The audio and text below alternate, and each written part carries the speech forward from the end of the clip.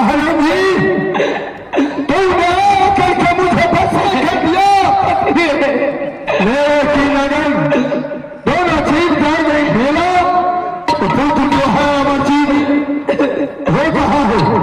बेटा अमरजीत को मैं अभी बुला लूंगी, तीनों व्यक्ति मिल करके जाऊंगी मेला।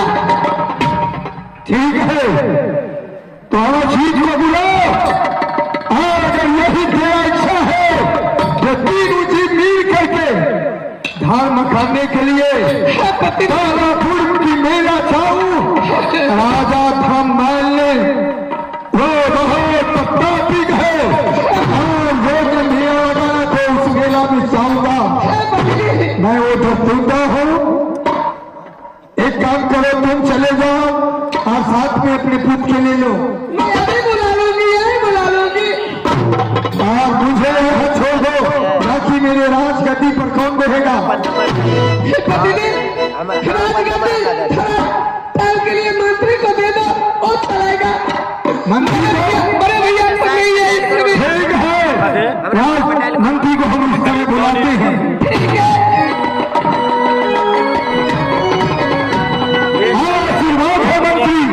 बोलिए महाराज। एक काम करो मंत्री।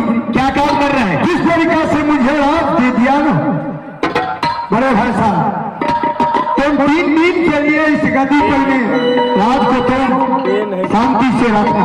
नहीं ऐसा नहीं हो कि आप भिक्षा के लिए मना कर दिए थे, हम सबको खाने के लिए बंद कर देंगे। ऐसा कानून तुम नहीं करोगे। तो क्या बोल रहा है मंत्री? सही तो प्रतिदिन कह रहा है, हर 3 दिन के लिए तूने चला।